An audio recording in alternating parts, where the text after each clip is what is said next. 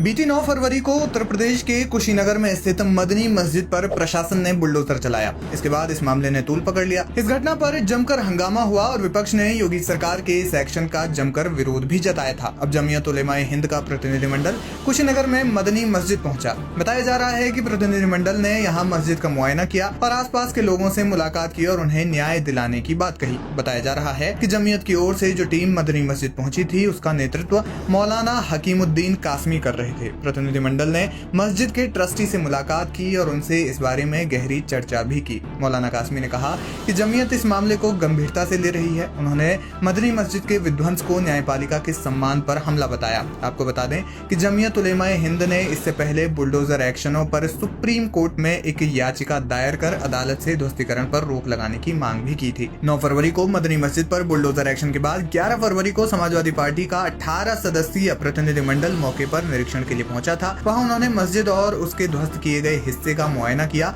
और सरकार पर भी जमकर निशाना साधा। यूपी विधान परिषद में नेता प्रतिपक्ष लाल बिहारी यादव ने कहा कि सरकार की मंशा कुशीनगर में दंगा भड़काने की थी, लेकिन यहाँ जो मुस्लिम समुदाय के लोग हैं वे बेहद समझदार हैं। उन्होंने सरकार की मंशा पर पानी फेरा है। इस मामले पर सपा ने सरकार को खूब खरी-खोटी सुनाई थी। उन्होंने कहा था कि यूपी सरकार न हाई कोर्ट और न ही सुप्रीम कोर्ट के आदेश को मानती है। आपको बता दें कि मदनी मस्जिद पर हुए बुलडोजर एक्शन पर सुप्रीम कोर्ट ने भी नाराजगी जताई है। इसके साथ ही अदालत ने प्रशासन को कारण बताओ नोटिस जारी किया है। कोर्ट ने प्रशासन को जवाब देने के लिए कहा कि उनके खिलाफ अदालत की अवमानना की कार्रवाई क्यों न की जाए। दरअसल सुप्रीम कोर्ट ने इससे पहले धार्मिक स्थलों के स्वरूप में किसी भी प्रकार के परिवर्तन या कार्रवाई पर रोक लगा दी थी। इसके बाद मदनी मस्जिद पर हुई इस कार्रवाई को कंटेम्प्ट ऑफ कोर्ट माना गया है। आपको बता दें कि 9 फरवरी को हुए बुलडोजर एक्शन के बाद मदनी मस्जिद के पक्षकारों ने एक याचिका कोर्ट में दायर की थी, जिसमें उन्होंने कहा था कि प्रशासन ने बिना विधिक प्रक्रिया अपनाए मस्जिद पर एक तरफा कार्रवाई की है। पक्षकारों ने कोर्ट में कहा कि प्रशासन इस मामले में उन्हें जानबूझकर परेशान कर रहा है। मस्जिद के पक्षकार ने कहा